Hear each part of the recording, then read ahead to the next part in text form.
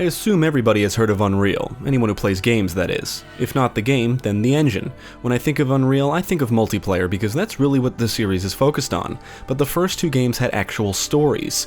Unreal does have a multiplayer component, but from what I've researched, the network code needed improvement, thus Unreal Tournament was born. Unreal Tournament was initially developed as an expansion for Unreal and went on to become one of the best multiplayer games of its era. Developed by Epic MegaGames and published by GT Interactive, Unreal was released for PC in May 1998. Return to Nepali is a mission pack developed by Legend Entertainment, adding new missions to the single-player portion of the game. The two campaigns were later bundled together as Unreal Gold, which is what I played for this review, specifically the GOG version. I did download and install the old Unreal 2.27 patch, which is a community patch that adds support for modern systems, fixes multiple bugs, and includes a bunch of other improvements. So let's take a look at Unreal and see how this series started. Prisoner 849 escaping. The story focuses on Prisoner 849, who manages to escape the prison spacecraft Vortex Rikers after it crash lands on the planet Nepali. The planet is home to a race of creatures known as the Nali, and has been overrun and dominated by the Scar, which are a race of technologically advanced reptilian-like creatures. Nepali is a planet rich with a mineral known as Teridium, which is a source of great power, and is the reason the Scar have invaded. Prisoner 849 navigates around the planet fighting the Scar and learning of the Nali's suffering, and even comes across other dead humans. The prisoner does escape the planet at the end of the main campaign, and Return to Nepali takes place not too long after that. Prisoner 849 is found by a unified military services ship, Bodega Bay. The UMS send the prisoner on a mission back to Nepali to locate a downed ship, and the prisoner discovers that the Scar aren't the only enemy he or she needs to worry about. You can create your own character, so Prisoner 849 can be male or female. The story is told through your translator, which I guess translates any information provided by the many messages, signs, logs, journals, and terminals you come across. Return to Nepali includes actual voice acting, which is serviceable. Unfortunately, it does come to a rather abrupt end, and it just feels anticlimactic. You're never forced to actually care about the story in either campaign, but it's there if you want it. One thing I love about Unreal is its atmosphere. Everything about it is very sci-fi and alien. You can walk, run, crouch, jump, and dodge, and any items you pick up can be stored in your inventory for use at any time. The translator is not only good for understanding the story, but also for understanding what you need to do to progress. A lot of the information you come across are actually hints or indications of what you need to do. You can use the flashlight, searchlight, and flares to see better in dark areas. The force field can be used as a defense. Invisibility makes you temporarily invisible, and jump boots allow you to jump higher than normal. The amplifier will temporarily increase the damage of certain weapons, and scuba gear allows you to breathe underwater for a brief time. In Return to Nepali, you'll acquire marine scuba gear, which does recharge over time. Then there's fruit seeds, which can be planted to grow Nali fruit, which grants health. Health can also be restored from health packs and super health packs found throughout the environments. Kevlar suits, assault vests, and shield belts provide you armor, and toxin and asbestos suits allow you to traverse through hazardous areas safely. Items, weapons, and ammo can be found lying around the environments and in breakable objects like crates. There's a good variety of weapons in Unreal, and they all prove to be useful. You start out with the dispersion pistol, which has infinite ammo since it does recharge energy. It fires energy bolts, and you can charge up energy for more powerful shots. You can find upgrades for the dispersion pistol, which make it more powerful. The auto mag is a handgun that can be held sideways for a faster rate of fire. The ASMD can fire a beam or slow-moving orb of plasma.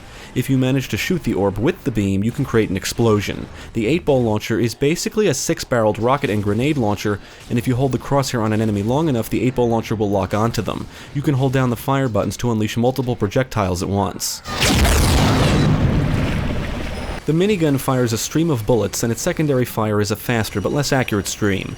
The Stinger is like a machine gun-shotgun combo. I think the flak cannon is my favorite weapon just because of how satisfying it feels to use. It launches flak shards that can bounce off surfaces, and it can also launch grenades. The Razor Jack is a weapon that fires blades that can ricochet, and the secondary fire allows you to guide the blades with your crosshair. I find decapitating enemies with the Razor Jack to be extremely rewarding. You'll also get your hands on a rifle, which is really a sniper rifle. Then there's the GES Bio Rifle, which is a powerful weapon that fires blobs of Teridium waste that will explode. You can charge up your shots for more damage, and when the blobs land on surfaces, they basically act like timed mines. Return to Nepali adds 3 new weapons to the arsenal: the Combat Assault Rifle, UMS Rocket Launcher, and UMS Grenade Launcher. I do like using them and they fit in considering the context of the story, but they have existing counterparts that perform the same functions with some variation. For example, the Combat Assault Rifle is a rapid-firing weapon similar to the Stinger, although it does have a faster rate of fire and it can also launch a cluster of uranium shards that detonate on impact. The Rocket Launcher and Grenade Launcher do what you would expect, and you already have the 8-ball launcher which doubles as both. You can guide rockets with the Rocket Launcher, and you can launch timed grenades and grenades that can be detonated manually with the Grenade Launcher.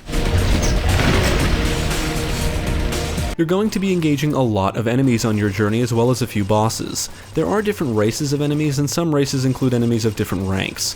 Brutes are large enemies that can fire rockets, and behemoths are basically massive brutes that can do more damage. When it comes to the Scar, you'll engage scouts, warriors, berserkers, assassins, and lords. They can all fire dual energy orbs and are quick on their feet, but will retreat if they take enough damage. They will rush you and slash at you when they get close enough, and sometimes they'll lunge at you with their claws. There's also Scar troopers, gunners, and officers that can wield a variety of weapons, wear armor, and carry personal energy shields. Finally, there's the Scar offspring, which are little creatures that will leap at you. In the technologically advanced areas, you'll encounter mercenaries. They can wield all kinds of weapons and activate temporary shields that cover their entire body for protection. The Crawl are a lizard-like species, and you'll engage both warriors and elites that fire bolts of energy. The Scar, mercenaries, and Crawl are the most common enemies in the game, and the higher-ranking ones will often prove to be very dangerous. These enemy types can be quick, and they like to dodge roll to avoid your shots.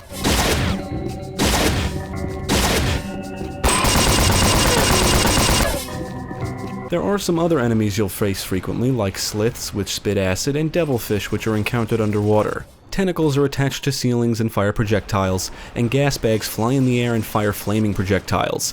Every now and then you'll have to deal with flies, mantas, and boblets, and Return to Nepali adds 3 new enemy types to the roster: Predators, Spinners, and UMS Marines. Predators are small, fast-moving creatures that appear in numbers and rush you. Spinners are arachnid creatures that can lob balls of acid. And UMS Marines can move around very quickly and can wield combat assault rifles and rocket launchers. The most common boss-type enemy you'll encounter is the Titan. You'll fight numerous Titans across both campaigns. They can take a lot of damage before going down and will throw boulders at you, which can do a lot of damage. The main campaign includes 2 additional unique bosses which are only encountered towards the end of the game. These include the Scar Warlord and Scar Queen. I think Return to Nepali could have benefited from a unique final boss instead of ending the way it does.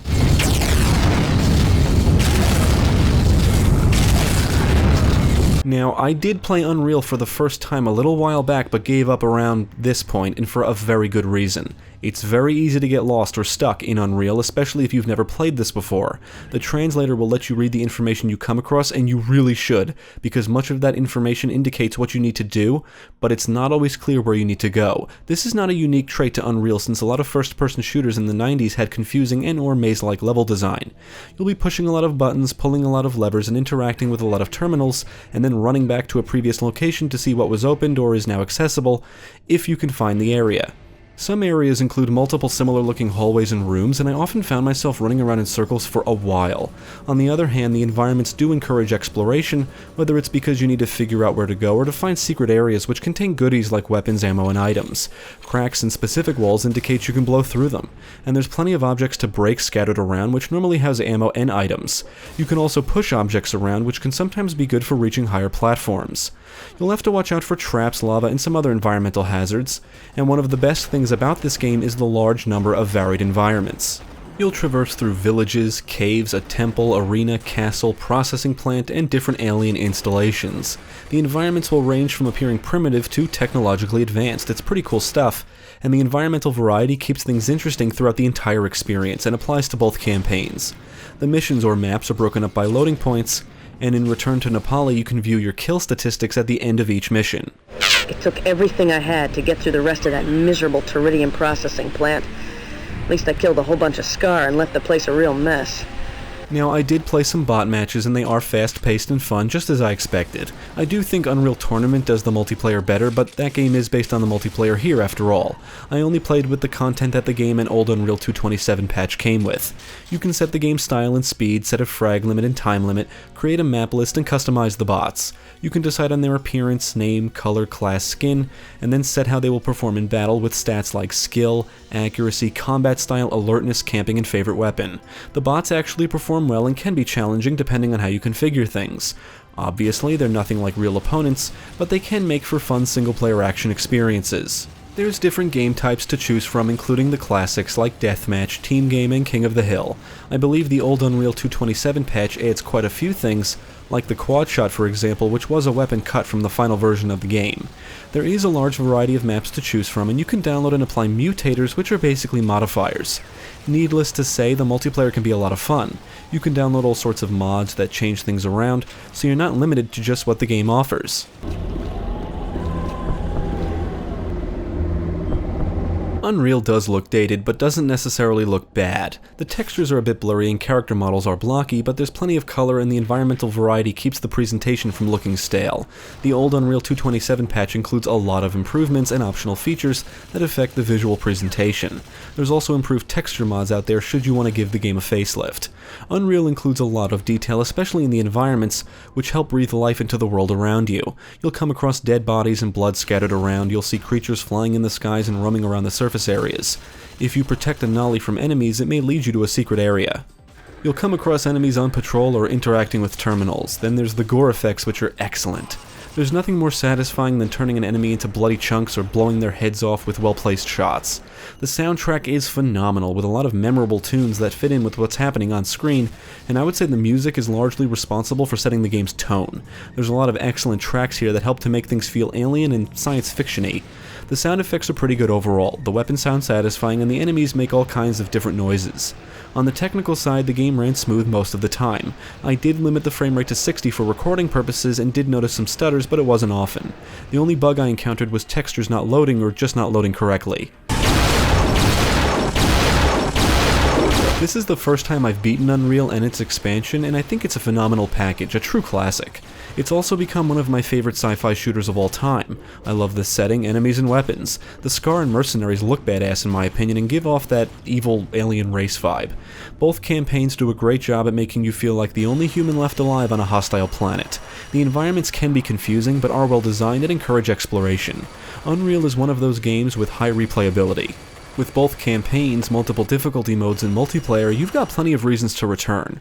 But I think the greatest thing about Unreal is that it's open for modding. Like Doom and Quake that came before it, Unreal is a game that will not only stand the test of time because it's fun, but because of the dedicated community that will keep it alive with mods.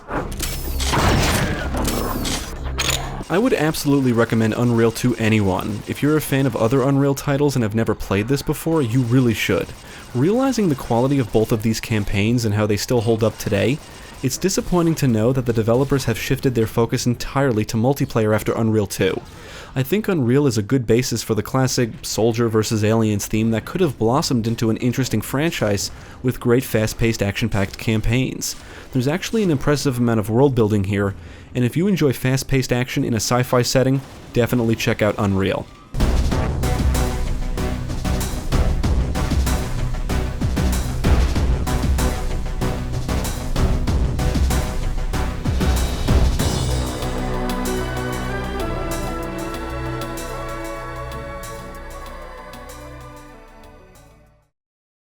Thank you for watching. If you enjoyed this video, check out the rest of our channel, follow us at the links below, and you can also support us on Patreon. If you're interested in more gaming content, check out our friends over at GameCast.